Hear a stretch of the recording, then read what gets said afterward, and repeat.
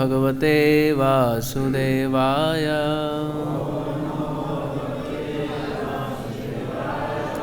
ॐ नमो भगवते वासुदेवाय।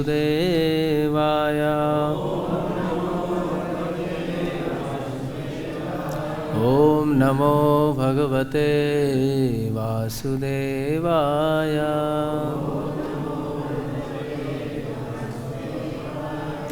नारायणं नमस्कृत्य नरं चैव नरोत्तमं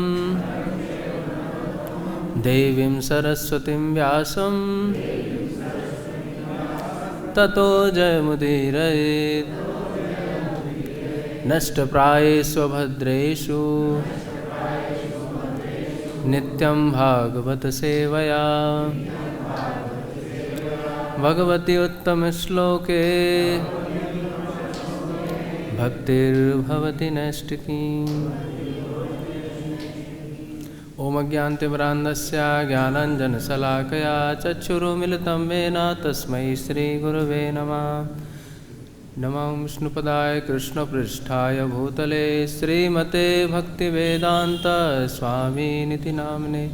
नमस्ते सारस्वतीदेवे गौरवाणी प्रचारिणे निर्विशेषा शून्यवादी पाश्चात्यदेशतारिणे। नमो महावदन्याय कृष्णप्रेमप्रदायते कृष्णाय कृष्णचैतन्य नाम्ने गौरत्से नमः। हे कृष्ण करुणा सिंधु दीनबंधु जगत्पते गोपीश गोपिका कांत राधा कांत नमोस्तुते। तत्त्वकांचन गौरांगी राधे वृंदावनेश्वरी वृषभानुसुते देवी प्रणमामि हरिप्रिये। वाञ्छाकल्पतरुभ्यश्च कृपा सिन्धुभ्यैव च पतितानां पावनेभ्यो वैष्णवेभ्यो नमो नमः। जय श्री कृष्ण चैतन्य प्रभु नित्यानंदा श्री अद्वैत गदाधर श्रीवासादि गौरभक्तवृंद। हरे कृष्णा कृष्णा कृष्णा हरे हरे हरे राम राम राम हरे हरे। पादो यदीयो प्रथमो द्वितीयो तृतीये तुर्यो कथितो यदाउरु नाविस्तथा पंचमेव षष्ठो भुजान्तरं दोर्युगलं तथान्यो कंठस्थो राजन्नवमो यदीयो मुखारविन्दं दशमं प्रफुल्लम् एकादशो यस्य ललाटपट्टं शिरोऽपि तु द्वादशैव भाति। तमादिदेवं करुणानिधानं तमालवर्णं सुहितावतारम् अपार संसार समुद्र सेतुं भजामहे भागवत स्वरूपं भजाम्यहं भागवत स्वरूपं। हरे कृष्ण। आज हम श्रीमद् भागवतम के सप्तम स्कंद में प्रथम अध्याय तदनंतर 26वां श्लोक देखेंगे। तस्मात् बैरानुबंध निर्वीण भयन। ठीक। तस्मात् बैरानुबंधेन निर्वैरेण भयेन वा स्नेहात् कामेन वा युञ्जात्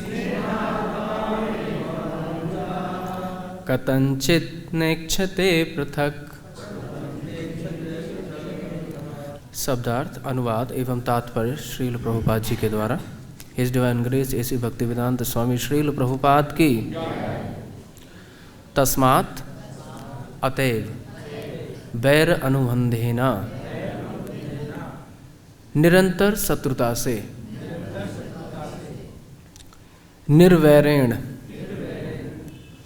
भक्ति से भयेन भय से वा अथवा स्नेहात् स्नेह से कामेन विषय वासनाओं से वा अथवा युंजात केंद्रित करें कथनचित किसी न किसी तरह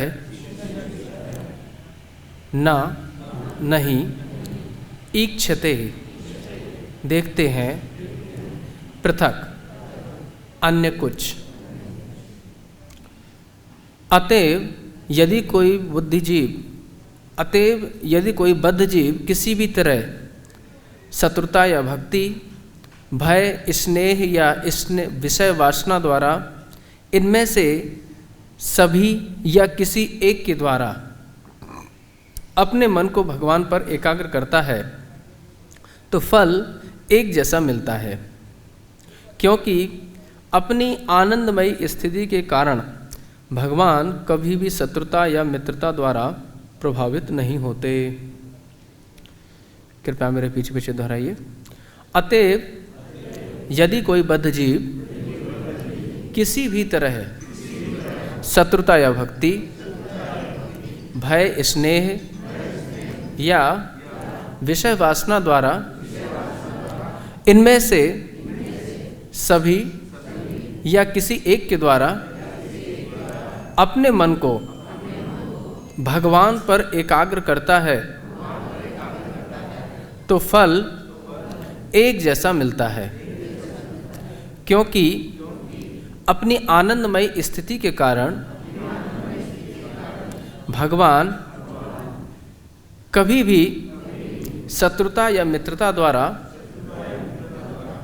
प्रभावित नहीं होते। इसमें तात्पर्य करीब 3-3.5 पेजों का है, तो हम तात्पर्य धीरे धीरे पढ़ते जाएंगे और उससे कुछ विश्लेषण करते जाएंगे। सर्वप्रथम यहाँ उपस्थित वैष्णव एवं वैष्णवियों सभी के चरणारविंद में मैं नमन करता हूँ कि आप मुझे कृपालेश प्रदान करें। वैष्णव की कृपा के अलावा किसी बद्ध जीव के लिए कोई और नौका नहीं है, इसलिए आप सभी मेरे ऊपर कृपा करें। आप लोगों को अवगत ही है कि ये स्कंद ऊती कहलाता है। ऊती अर्थात कर्म वासना। कर्म वासना क्या है? अब इस पूरे स्कंद में बड़ी विलक्षणताएं आपको देखने को मिलेगी कि हिरण्यकशिपु महाअसुर है, असुर सम्राट है, असुर राज है, लेकिन उसका पुत्र श्री प्रहलाद बड़े ही उच्च कोटि के भगवत भक्त हुए, है ना। प्रहलाद प्रवरा, भक्ता नाम प्रवरा, ऐसी उनको उपाधि दी जाती है कि जितने भी भक्त हुए उनमें काफ़ी श्रेष्ठ भक्तों में उनकी गिनती होती है। भक्तों में सिरमौर है, शिरोमणि है। और कई बार ऐसा भी देखा जाता है कि जो भक्त हैं जैसे बलि महाराज, और उनके 100 पुत्र हुए थे, उनमें से एक वाणासुर भी है। आप अगर 10वें स्कंद पढ़ें और उसमें 62वां 63वां अध्याय है, उसमें वाणासुर की जो पुत्री रहती है उषा, उनका विवाह होता है भगवान अनिरुद्ध से, जो भगवान के पौत्र हैं। और वो वाणासुर अनिरुद्ध को बंदी बना लेते हैं और भगवान के साथ भी युद्ध करते हैं। तो ऐसी ऐसी विलक्षणताएं देखने को मिलती हैं शास्त्रों में। अब जैसे भगवान बराहदेव और भूमि देवी, इनसे एक पुत्र हुआ नरकासुर, नरक। अब वो है भगवान का पुत्र, लेकिन वो है असुर। तो ऐसा कुछ भी नहीं कहा जा सकता कि जो सद्भक्त हैं उनके यहाँ पे कोई सद्भक्त ही जन्म लेगा, या कोई असुर है तो वहाँ असुर ही जन्म लेगा। ये वैसे सामान्य नियम है कि ऐसा होता है, लेकिन विशेष नियम भी कभी कभी हो जाते हैं, अपवाद हो जाते हैं। तो ऐसा ही इस स्कंद में हमें ऊत्यः कर्म वासना, मतलब जैसी जिसकी कर्म वासना होगी वैसा उसको अपना अलग जन्म मिलेगा, ये भावना है। यहाँ पे ये जो पहला अध्याय है सप्तम स्कंद का, ये प्रारंभ ही कैसे होता है? सभी लोगों ने पहला श्लोक देखा होगा कि परीक्षित महाराज प्रश्न पूछ रहे हैं। उन्होंने षष्ठम स्कंद में देखा कि बेचारे दैत्यों की तो खूब पिटाई हो रही है बार बार, और जो इंद्रादि देवता हैं वो हमेशा विजयी हो जाते हैं, और ज़्यादातर ऐसा लगता है, देखने में ऐसा आता है कि इंद्र का यानी देवताओं का भगवान पक्ष ले रहे हैं और देवताओं को ताड़न कर रहे हैं। तो इससे ये प्रतीति होती है कि भगवान में शायद पक्षपात है, कि देवताओं का तो वो पक्ष लेते हैं और ये जो हैं असुर इनको ताड़न करते हैं, हमेशा ऐसे ही देखने में आता है। तो फिर इसके उत्तर में सुखदेव गोस्वामी बहुत सारे प्रमाण दे रहे हैं, क्योंकि ये सामान्य प्रश्न नहीं है। ये कई बार हमारे मन में भी ऐसा होता है कि हम भक्त समाज में रहते हैं और हम देखते हैं किसी भक्त को तो बड़ी उन्नति मिल रही है आर्थिक और भक्ति दोनों की दृष्टि से, और किसी को कम मिल रही है। तो क्या भगवान में विषमता है क्या, कि एक व्यक्ति को तो एकदम सभी तरीके से उसको संपन्न बना रखा है, भक्ति से और भौतिकता दोनों से ही, और एक मैं हूँ कि मुझे कुछ प्राप्ति नहीं हो रहा है, ना तो इधर का ना इधर का। ऐसा लगता है हमें कई बार। तो ये केवल ऐसा नहीं कि असुरों और सुरों के बीच में या देवताओं और सुर के बीच में ये बात उठती है कि भगवान में विषमता है, हमारे बीच में भी हम देखते हैं। तो बात ये है, भगवान में विषमता नहीं है, भगवान हमेशा समत्व है। आपने 6वें 7वें 8वें श्लोक में ये देखा होगा। समत्व कैसे है, इसका एक छोटा सा उदाहरण लेके आसानी से समझ में आ जाएगा। भगवान जब सतोगुण की वृद्धि होती है तब देवताओं का पक्ष लेते हैं, और जब रजोगुण की वृद्धि होती है तो असुरों का पक्ष लेते हैं, और जब तमोगुण की वृद्धि होती है तो यक्ष राक्षसों का पक्ष लेते हैं। तो आप कोई प्रश्न कर सकता है कि भगवान जब देवताओं का पक्ष लेते हैं तब तो भगवान साक्षात दिखते हैं, अजित के रूप से या कूर्म के रूप से या वराह के रूप से, नरसिंह के रूप से, ये तो दिख रहा है साक्षात कि भगवान इनका पक्ष ले रहे हैं देवताओं का, तो भगवान साक्षात दिख रहे हैं। लेकिन जब असुरों का पक्ष ले रहे हैं या यक्ष राक्षसों का पक्ष ले रहे हैं रजोगुण या तमोगुण की वृद्धि में, तब तो भगवान नहीं दिखते। ये प्रश्न उठता है। तो फिर भगवान कैसे कह सकते हैं कि मैं सभी का, मैं जब जैसे जैसी वृद्धि का समय होता है वैसे वैसे अनुरूप में मैं उनमें प्रवेश कर जाता हूँ। इसका उदाहरण जी गोस्वामी पाद और अन्य आचार्यों ने इस तरीके से लिखा है, बड़ा सटीक उदाहरण है। जैसे कोई पारा है, अगर कांच में हम रखेंगे तो वो पारदर्शित होगा, दिखेगा हमें पूरा कि हाँ ये पारा है, ये लुढ़क रहा है, इस तरीके से हम देख सकते हैं। लेकिन अगर उसी को हम किसी धातु के अंदर रखें, किसी लोहे के धातु में, किसी लोहे के पात्र में या किसी अन्य पात्रों में लिखें जिसमें पारदर्शिता नहीं है, तो फिर हमें वो पारा नहीं दिखेगा। तो सतोगुण क्या है, कांच की तरह है, एकदम स्वच्छ पारदर्शी। तो देवता सतोगुण में स्थित हैं, तो इसलिए जब भगवान उनके साथ उपस्थित होते हैं तो भगवान सभी जन सामान्य को, असुरों को भी दिखते हैं, यक्षों को भी दिखते हैं और देवताओं को भी दिखते हैं, और यही शास्त्रों में वर्णन है। लेकिन जब रजोगुण और तमोगुण की वृद्धि होती है तो भगवान उनके साथ में भी रहते हैं, क्योंकि वो उनकी वृद्धि का समय है, तमोगुण की वृद्धि का समय है या रजोगुण की वृद्धि का समय है, तो भगवान उनके साथ रहते हैं लेकिन दिखते नहीं हैं। ऐसा इसको समझा जा सकता है। तो ये हुआ कि भगवान सम है, सभी का साथ देते हैं। फिर इसका उदाहरण प्रस्तुत करने के लिए एक दृष्टांत दे रहे हैं। दृष्टांत क्या, एक कथानक ही सुना रहे हैं सुखदेव गोस्वामी, जो बोल रहे हैं परीक्षित महाराज के आपके पितामह हुए युधिष्ठिर महाराज, उन्होंने भी सभा में जब एक बड़ा ही व्यतिक्रम देखा कि शिशुपाल ने एक के बाद एक कई गालियां दी। यहाँ पे भी एक दृष्टांत देखने योग्य है, एक सिद्धांत।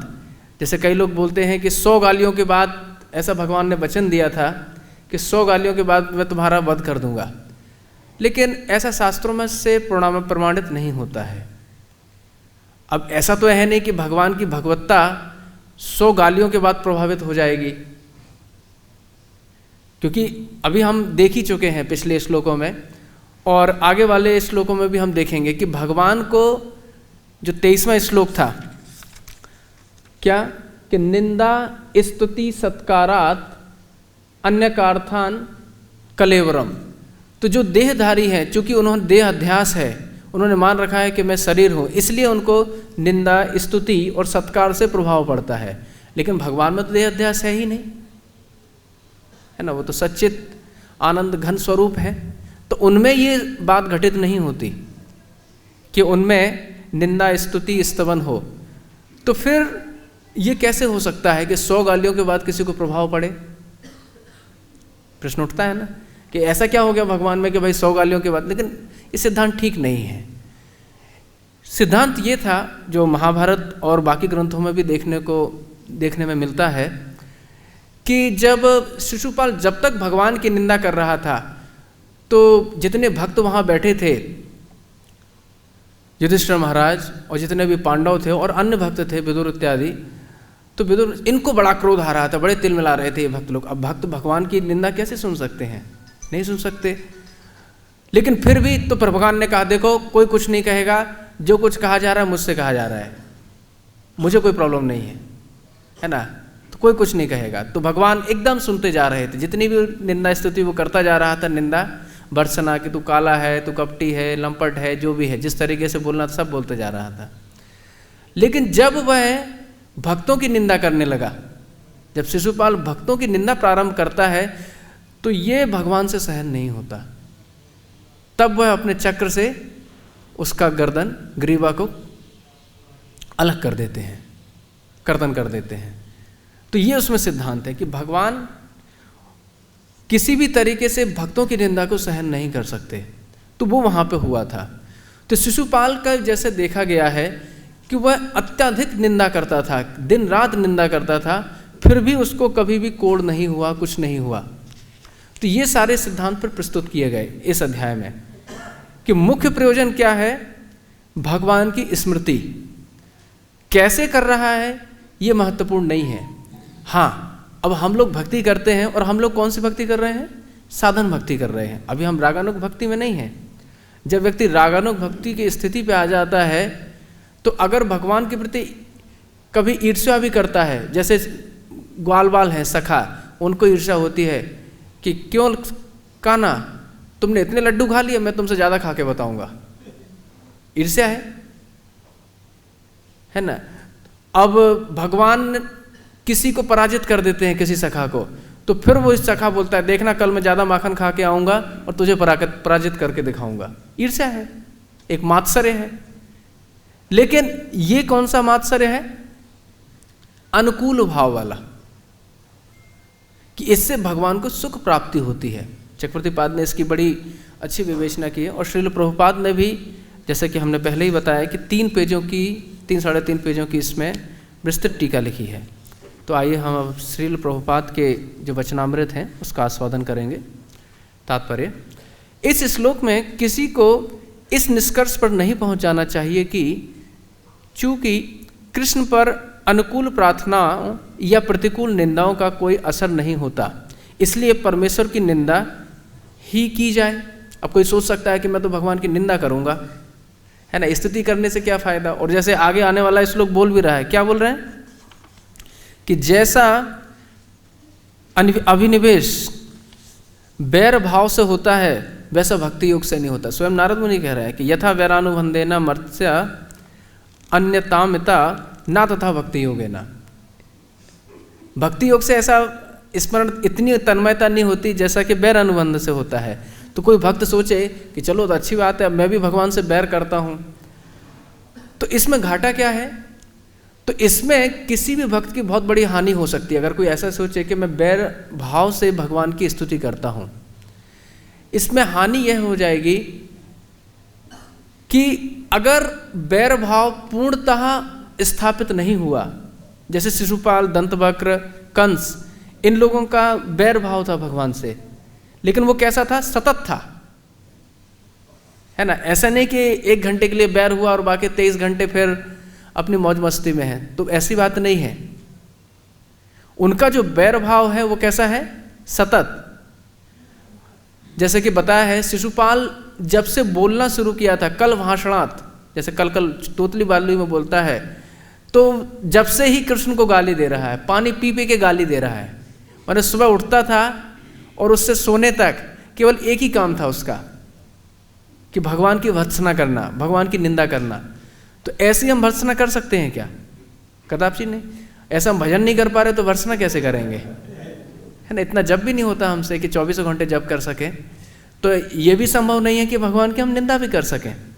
तो इसलिए फिर आगे 29वां श्लोक इसी परिच्छेद में आएगा, इसी अध्याय के, कि 29वें श्लोक में फिर बताएंगे कि जो वेण है ना। प्रश्न ये उठा था कि वेण ने तो थोड़ी सी निंदा की थी भगवान को और उसको नरकगामी होना पड़ा, और यहाँ पे शिशुपाल दंतवक्र जन्म पर्यंत जब से उन्होंने होश संभाला तब से उनकी मृत्यु हो जाती है, तब तक केवल एक ही काम किया है, भगवान की स्तुति। उनको तो कुछ भी नहीं हुआ, उल्टा वो भगवान के शरीर में प्रवेश कर गए ज्योति स्वरूप से, है ना। उनको निर्वाण प्राप्ति हो गई, मोक्ष प्राप्ति हो गई। लेकिन इसको तो कोढ़ हो गया, या फिर इसको नरकगामी होना पड़ा वेण को। तो यहाँ पे भाव ये है कि अगर बैर अनुबंध से कोई अगर करे तो फिर करे कैसे, वो सतत 24 घंटे, और उसके बाद भी सतत चलते रहना चाहिए, केवल एक दिन नहीं। ऐसा ही अनुबंध बना रहेगा, ऐसा ही भाव जब निरंतरता बनी रहेगी, तब कहीं जाके उसको भगवान की प्राप्ति होगी। जैसे जितने भी असुर आए वृंदावन में, जितने भी असुर आए, पूतना आई, अघासुर आए, ये आए, तो इनमें भी भगवान के प्रति बैर अनुबंध है, बैर भाव से आए। लेकिन भगवान के साथ संयोग हुआ, भगवान का दर्शन किया। अब जैसे पूतना है, तो पूतना का कैसे संयोग है, वात्सल्य भाव दिखा तो रही है ना, कम से कम कुछ क्षण के लिए, भले ही छद्म वेश से दिखा रही है, लेकिन वात्सल्य भाव दिखा रही है। तो भगवान ने वो भाव देखा। अघासुर जैसे है, अब योगी लोग सतत प्रयास करते रहते हैं कि कभी भगवान के ऊपर एक क्षण चिंतन लग जाए। जब लाखों हजारों वर्ष वो समाधिस्थ रहते हैं, तब कहीं जाके एक बार उनको ब्रह्मानुभूति या भगवान का जो परमात्मा स्वरूप होता है, चतुर्भुज स्वरूप, उसके दर्शन होते हैं हृदय आकाश में। लेकिन अघासुर ने तो साक्षात पूरा का पूरा जो अखंड ब्रह्मांड नायक, अखिल घन सच्चिदानंद स्वरूप है, पूरे द्विवपु में, द्विभुज बपू के स्वरूप है वो, कि वो पूरे उसके मुख में प्रवेश कर गए। तो उसकी मुक्ति में कुछ संदेह हो सकता है क्या? नहीं। बकासुर, उसके मुख में भी भगवान एक बार तो गए थे। तो जब भगवान ही साक्षात किसी के साथ संपर्क स्थापित कर लें, और वो भी अपने शरीर से, जो सच्चिदानंदात्मक शरीर है, कृपया सब लोग अपने मोबाइल साइलेंट पे कर लें। तो ऐसे जब भगवान के साथ संबंध हो जाए तो उसकी मुक्ति में कोई फिर संशय नहीं हो सकता। यहाँ पे भी यही है। तो यहाँ पे अब ये लोग तो भगवान के जो जितने भी हैं, और इनका सबका एक भूत भी है, जितने भी असुर वृंदावन में आए उनका भूत है कि उनका कहीं ना कहीं भगवान से कोई संबंध था। जैसे पूतना हुई या फिर ये हुई, तो ये पूर्व जन्म में कोई ना कोई थे और उनका भगवान के साथ कुछ अच्छा संबंध था, केवल एकाध त्रुटि के कारण उनको ऐसा जन्म मिला, ये अलग बात है। ठीक इसी प्रकार से शिशुपाल दंतवक्र को भी देखें तो इनका भी पूर्व जन्म है। सभी लोग जानते हैं कि ये जय विजय है ना। ये भगवान के नित्य पार्षदों में से हैं, और नित्य पार्षदों में कभी भी उनकी भावनात्मक ह्रास नहीं हो सकता, भावनात्मक हानि कभी भी नहीं होगी।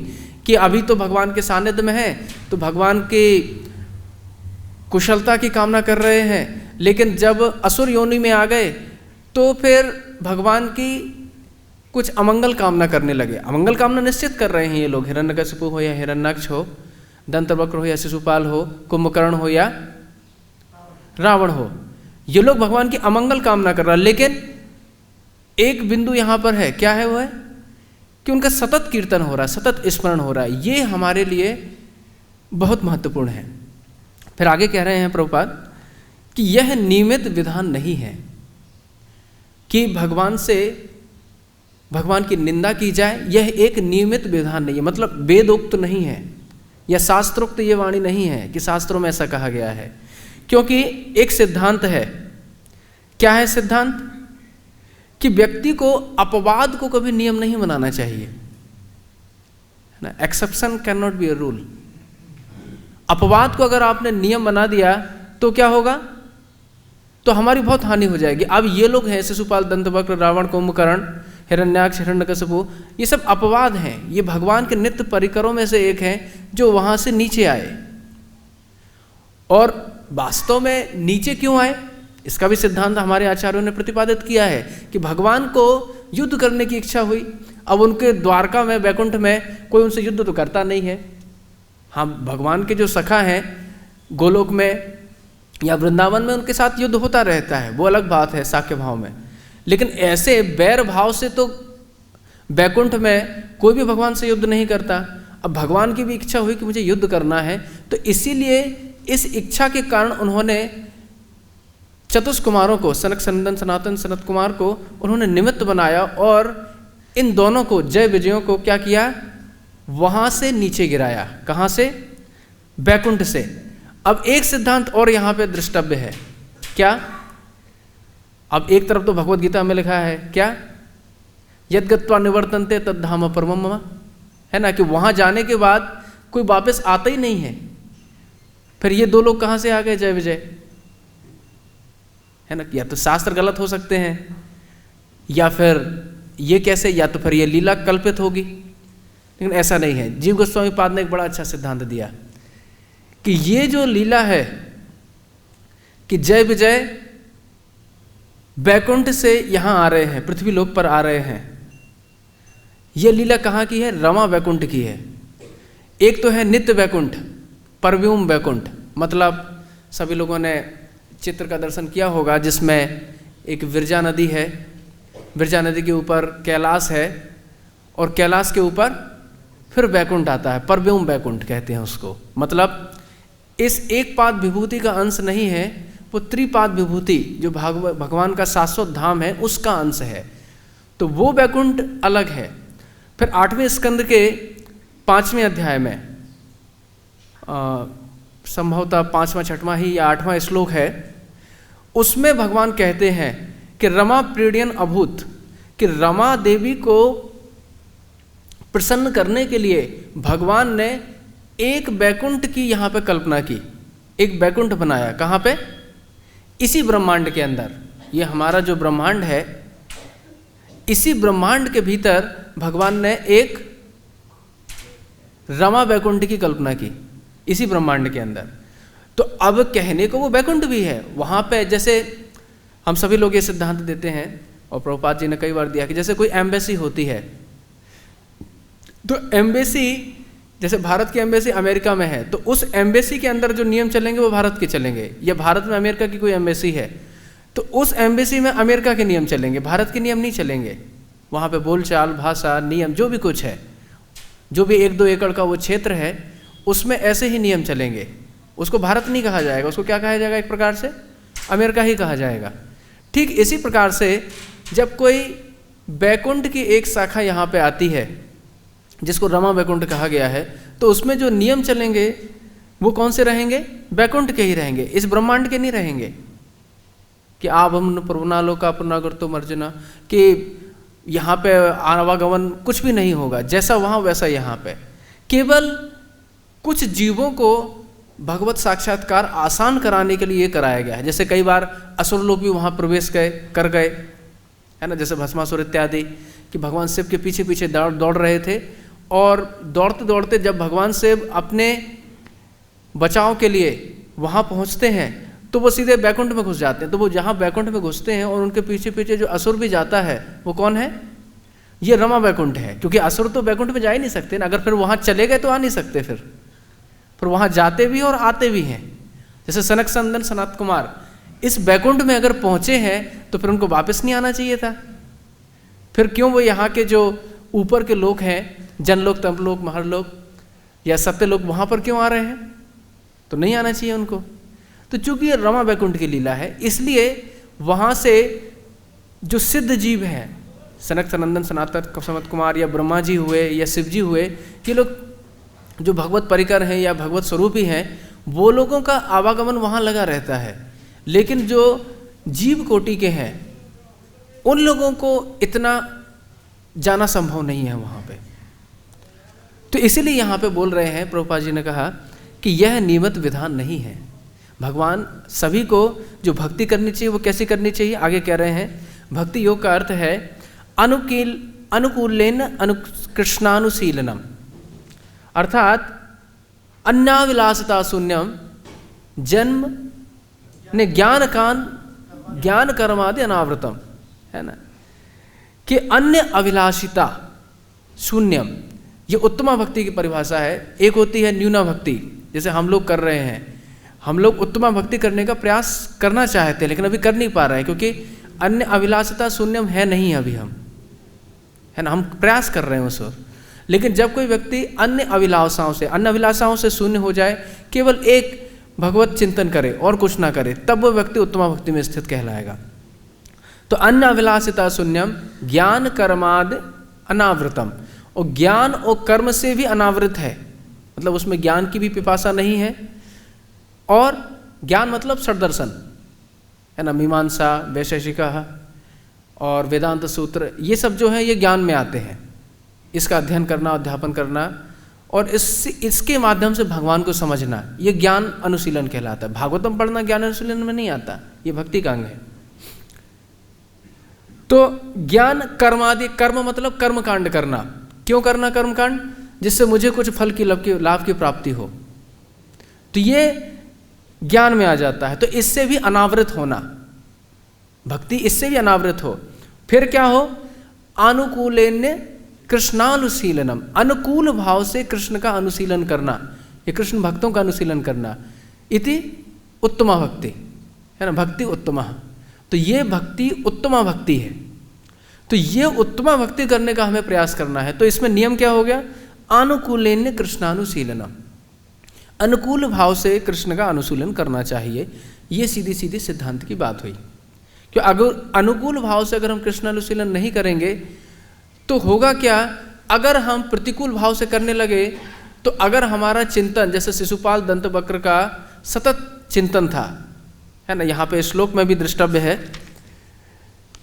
अनुबंधेन, अनुबंधेन मतलब सतत, है ना, अनुपूर्वक बंध जब शब्द आया तो इसका अर्थ है सतत, है ना, निरंतर शत्रुता से। तो ये निरंतर शत्रुता आवश्यक है। अगर निरंतरता नहीं रही शत्रुता में तो फिर हमारा शत्रुता करना व्यर्थ हो जाएगा और हमारी गति कैसी हो जाएगी? वेण की तरह हो जाएगी,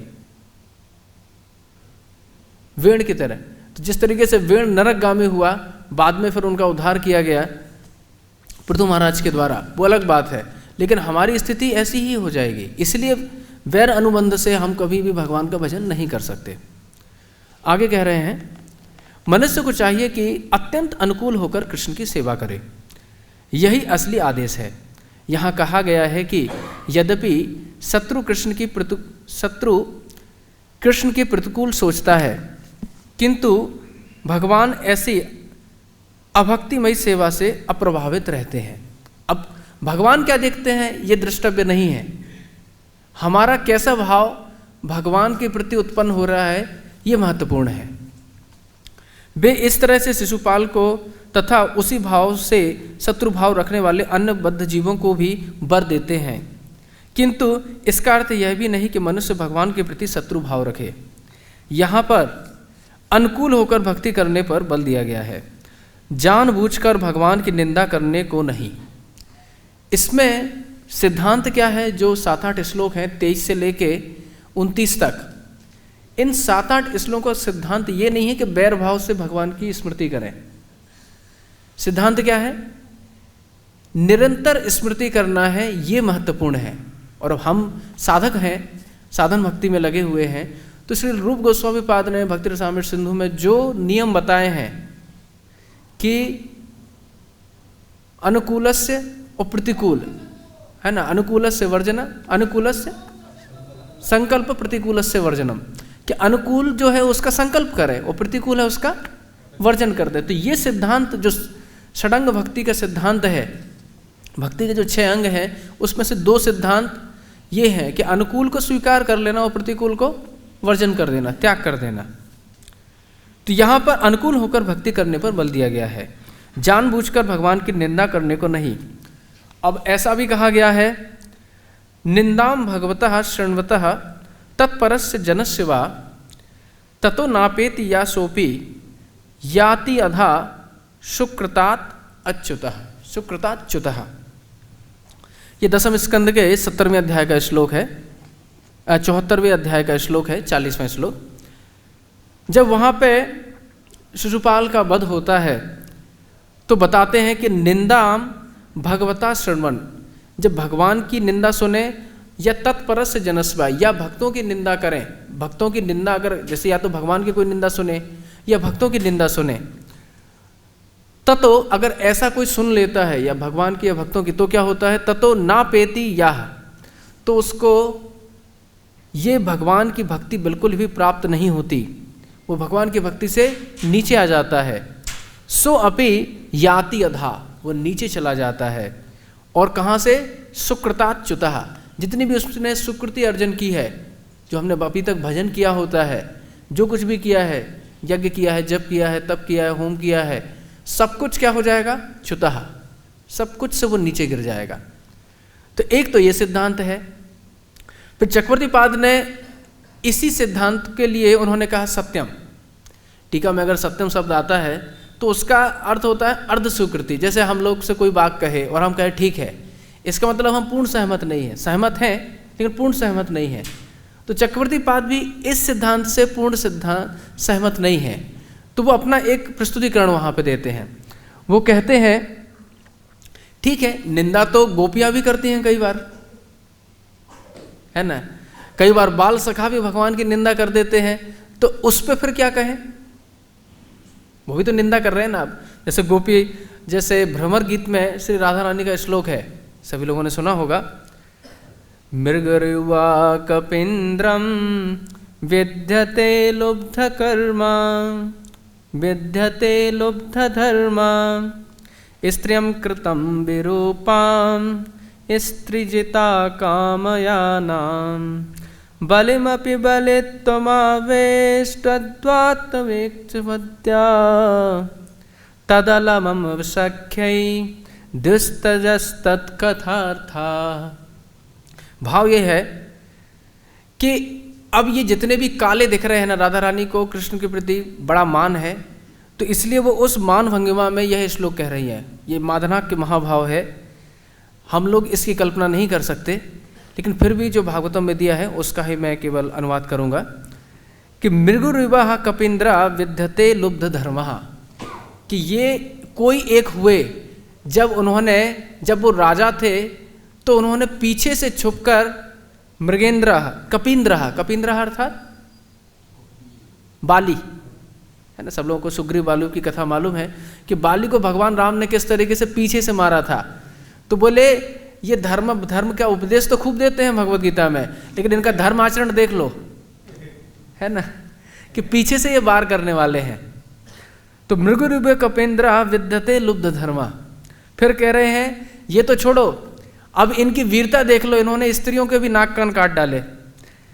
स्त्रियम कृता विरूपाम स्त्रिजता कामयानाम, कि एक स्त्री इनके पास इनकी अभिलाषा से इनका रमण करने के लिए यहाँ पे आई इनके पास, इन्होंने उनको संतुष्ट तो किया नहीं, उनका पाणिग्रह तो किया नहीं, अभी तो क्या किया, उसको कुरूप और कर दिया, है ना। अब ये कोई बात हुई कि कोई आपके पास आ रहा है उसको कुरूप कर देना।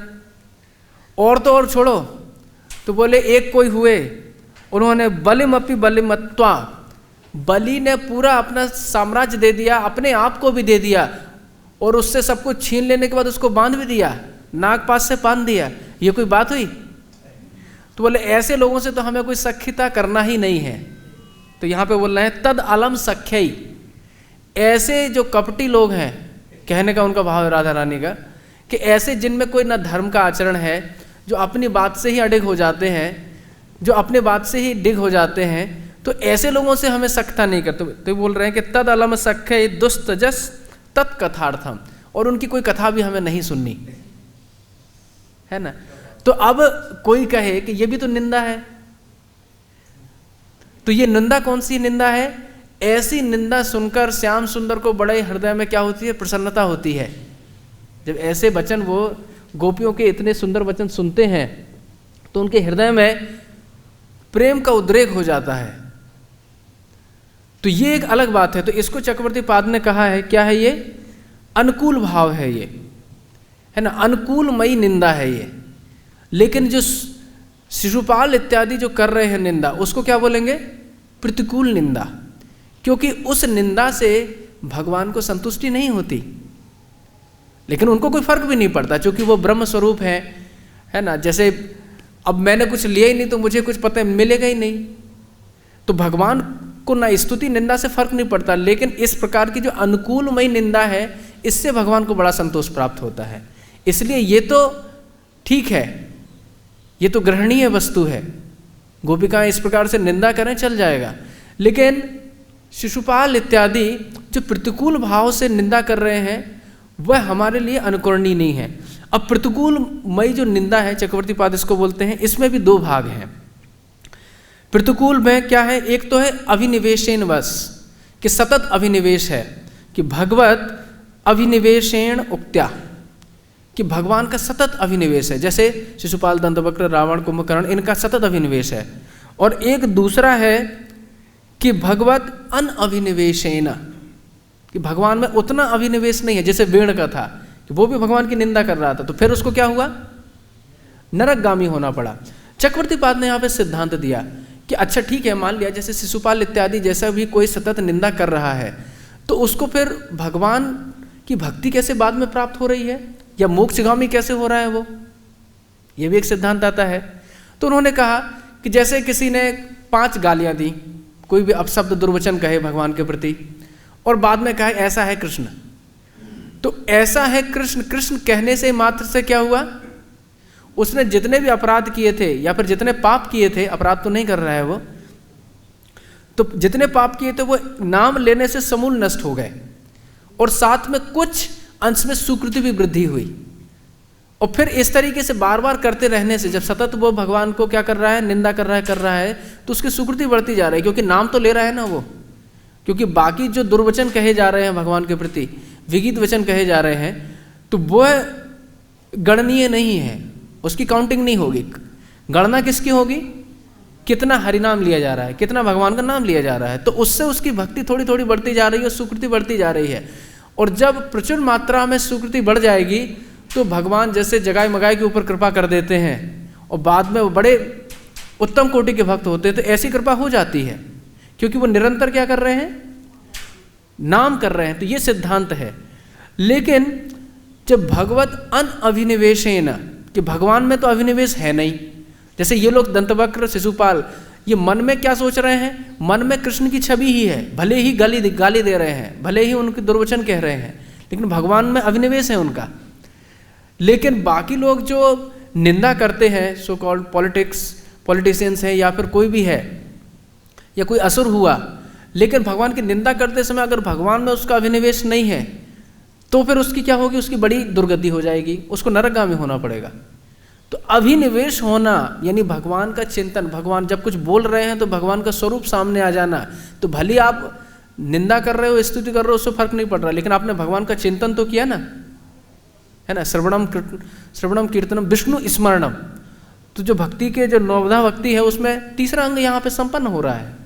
तो इसलिए ये सिद्धांत यहाँ पे बड़ा ही मतलब प्रगाढ़ करने वाला है कि इसको गांठ बांध लेनी चाहिए कि अभिनिवेश होना महत्वपूर्ण है। कैसे हो रहा है ये महत्वपूर्ण है।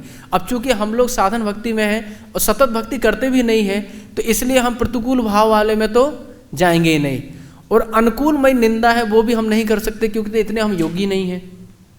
उसके साथ जब रागानुग भक्ति में जब किसी का प्रवेश हो जाता है, अभी हम साधन भक्ति के स्तर पे हैं, जैसे राधा रानी इत्यादि जो भगवान के नित्य परिकर हैं या नित्य सखा हैं, वो भगवान को कुछ भी कह सकते हैं और उससे भगवान को प्रसन्नता ही होती है, क्योंकि उनका अभिनिवेश है। ये अभिनिवेश शब्द यहाँ पे या फिर इस मूल श्लोक में अनुबंधेन, है ना, बैर अनुबंधेन, तो अनुबंध शब्द यहाँ पे बड़ा महत्वपूर्ण है। क्या अगर सतत स्मरण हो रहा है तो ठीक है, लेकिन अगर नहीं हो रहा है तो फिर हमें ऐसे ही भक्ति करनी पड़ेगी, यानी भगवान की प्रीति पूर्वक ही भक्ति करनी पड़ेगी, अनुकूलमयी भक्ति ही करनी पड़ेगी। फिर आगे कह रहे हैं प्रभुपाद जी, अब हम इसको एक बार पाठ कर देते हैं पूरा, क्योंकि समय पूर्ण हो रहा है। शिशुपाल द्वारा परमेश्वर में लीन होने की घटना भिन्न प्रकार की थी, क्योंकि अपने भौतिक जीवन के प्रारंभ से ही जय विजय को तीनों जन्मों तक परमेश्वर को शत्रु की भांति मानने का शाप मिला था। उसके बाद उन्हें भगवत धाम लौटना था। जय तथा विजय भीतर भीतर जानते थे कि कृष्ण भगवान हैं, लेकिन अपने उद्धार हेतु वे जानबूझकर उनके शत्रु बने रहे। वे अपने जीवन के प्रारंभ से ही भगवान कृष्ण को अपना शत्रु समझने लगे थे, लेकिन उनकी निंदा करते हुए भी शत्रुवत विचारों के साथ साथ वे लगातार कृष्ण का नाम का जप करते रहते थे। इस प्रकार वे कृष्ण के पवित्र नाम का जप करने के कारण शुद्ध हो गए। यह जान लेना चाहिए कि निंदक भी भगवान के पवित्र नाम का कीर्तन करने से अपने पाप पूर्ण कृत्यों से मुक्त हो सकता है। अतएव जो भक्त भगवान के अनुकूल रहकर सेवा करता है उसकी मुक्ति सुनिश्चित है। तो अनुकूल भाव से भक्ति करने पर उसकी मुक्ति सुनिश्चित है। जैसे एक बात स्मरण आ रही है, 87वां अध्याय वेद स्तुति 10वें स्कंद का, जीव गोस्वामी ने दूसरे श्लोक की टीका में एक बड़ा अद्भुत वाक्य दिया। जैसे कई बार हम भक्तों के बीच में एक भ्रम उत्पन्न हो जाता है। कई बार लोग सोचते हैं कि अरे मेरा जप में भाव तो है ही नहीं, मैं जप करता हूँ लेकिन भगवान का कोई स्मरण नहीं होता। तो ऐसा जप करना क्या ठीक है? क्या इससे हमें भगवान की भगवत धाम की प्राप्ति हो जाएगी या भगवान की प्राप्ति हो जाएगी क्या? ऐसा कई बार मन में कुछ ऐसे संशय उत्पन्न होते हैं। तो उस पर जीव गोस्वामी पाद ने लेखनी में लिखा है कि अगर कोई व्यक्ति साधन भक्ति में लगा हुआ है, भले ही उसको हरिनाम लेते हुए उसको भाव बन रहा है या नहीं बन रहा है, उससे मतलब नहीं है। अगर वो साधन भक्ति में नियम पूर्वक लगा हुआ है तो निश्चित उसको भगवत प्राप्ति होगी। मतलब बहुत बड़ी बात है ये।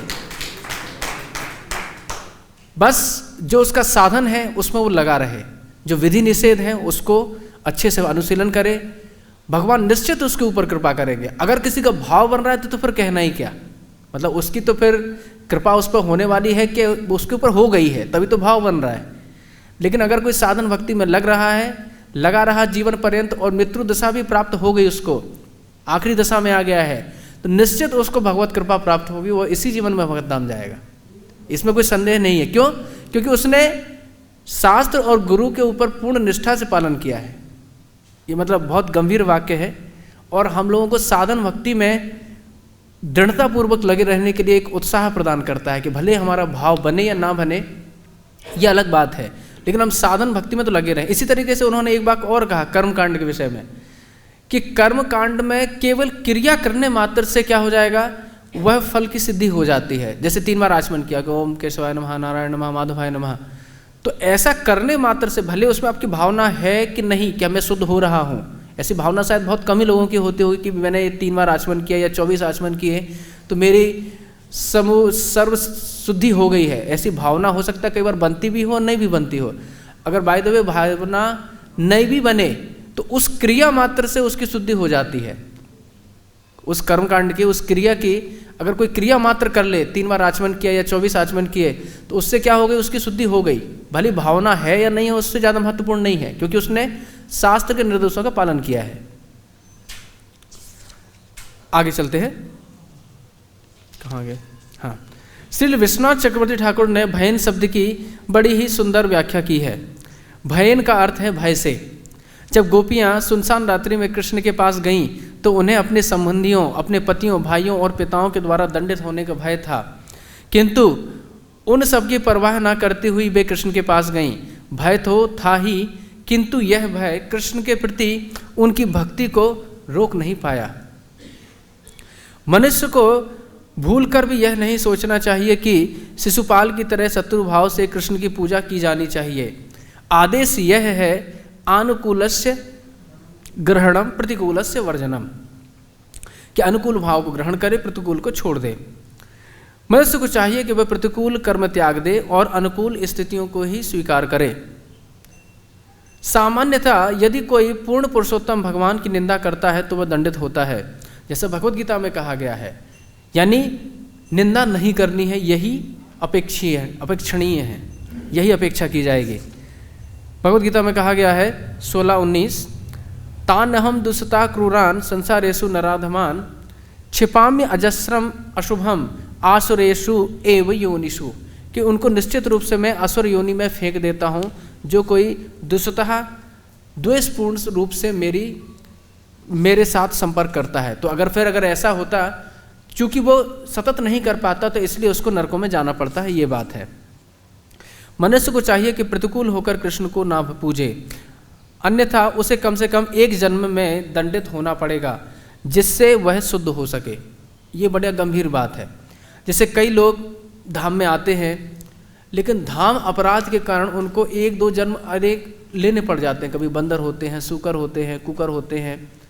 तो इसलिए चूँकि भगवान ने जो आदेश दिए हैं, अब चूँकि भगवान की नियमावली है, ऐसा आचार्यों ने जो नियमावली बनाई है कि धाम में रहते हुए किन नियमों का हम अनुशीलन करें और किन को हम त्याग दें, तो अनुकूल से संकल्प प्रतिकूल से वर्जनम वहाँ पे भी लागू होता है। तो इसलिए अगर कोई उसकी अवहेलना कर देता है जानबूझ के, है ना, दृढ़ होके, तो फिर उसको 1-2 जन्म लेने पड़ सकते हैं शुद्ध होने के लिए। फिर आगे बोल रहे हैं, जिस प्रकार मनुष्य को चाहिए कि वह किसी शत्रु जैसे बाघ या सर्प का आलिंगन करके मरने का प्रयास ना करे, उसी तरीके से उसे चाहिए कि वह पूर्ण पुरुषोत्तम भगवान की निंदा ना करे और नारकीय जीवन में जाने के लिए उनका शत्रु ना बने। इस श्लोक का प्रयोजन इस बात पर बल देना है कि भगवान के शत्रु का भी उद्धार हो सकता है, उनके मित्र के विषय में तो कुछ कहना ही नहीं। श्रील मध्वाचार्य ने भी कई प्रकार से कहा है कि मनुष्य को मनसा वाचा कर्मणा भगवान विष्णु की निंदा नहीं करनी चाहिए, क्योंकि निंदक अपने पूर्वजों सहित नारकीय जीवन का भागी होगा। वो तो नरक में जाएगा, उसके पूर्वज जो पहले कहीं और इतर लोकों में हैं वह भी नरक में चले जाएंगे अगर वो भगवान की निंदा करता है, ऐसा मध्वाचार्य कह रहे हैं। कर्मणा मनसा वाचा युद्ध स्यात् विष्णु अव्ययम मंजन्ति पितरस्य तस्य नरके शाश्वती तमः।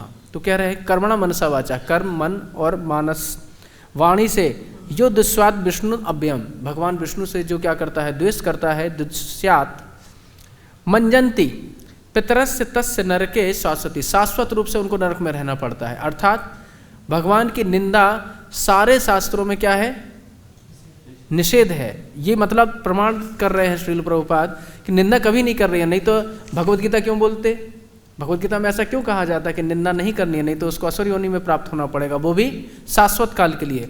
मध्वाचार्य क्यों कहते, फिर भगवद गीता कह रही है 19वें और 20वें श्लोक में 16वें अध्याय के, तान्यहम दुष्टः क्रूरान संसारेषु नराधमान क्षिपामि अजस्रम अशुभान असुरेषु एव योनिषु आश्रम योनिमापन्ना मूढ़ा जन्मनि जन्मनि माम प्राप्येव कौन्तेय ततो यान्ति अधमाम गतिम। तो अधमाम गतिम यान्ति, अधम गति को वो प्राप्त हो जाते हैं अगर वो आसुरी भाव से मुझे भजेंगे। आसुरी भाव से अगर मेरे साथ संबंध रहेंगे तो उनको निश्चित ही अधम योनि में अर्थात नरक लोकों में जाना पड़ेगा, ये इसका अर्थ हुआ।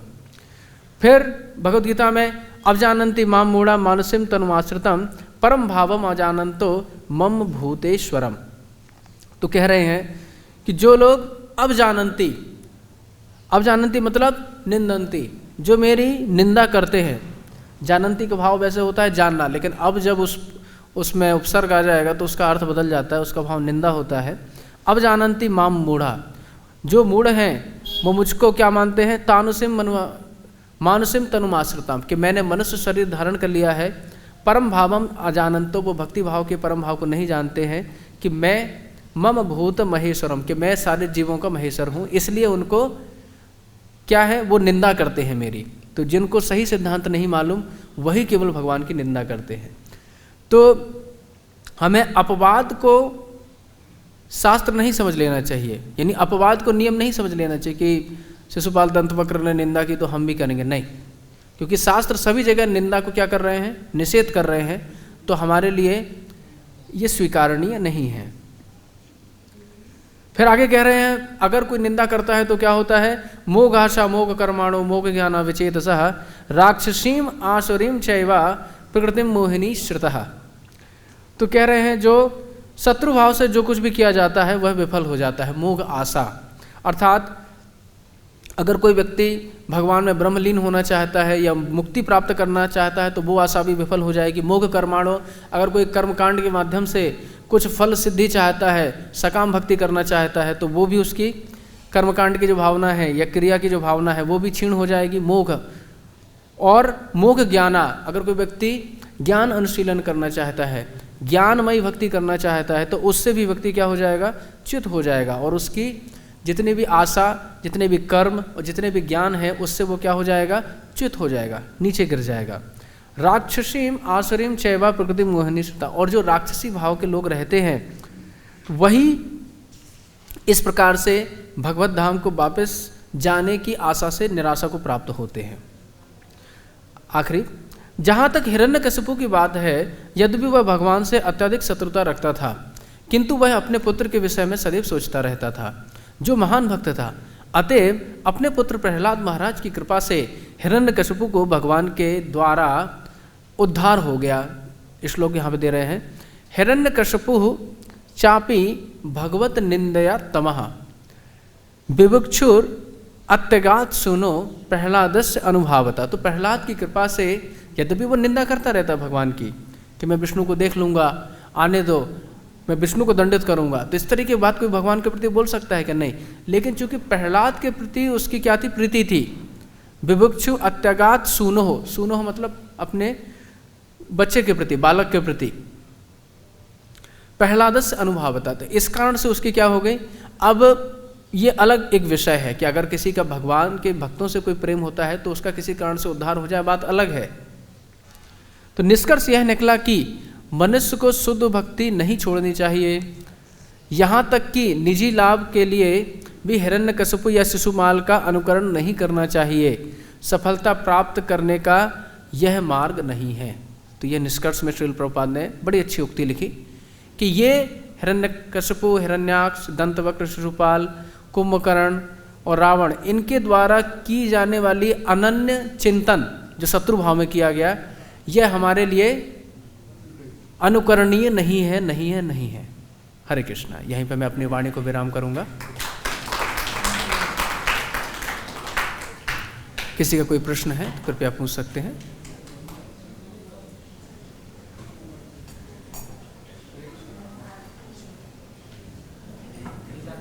ग्रंथराज श्रीमद् भागवतम की, श्रील प्रभुपाद की।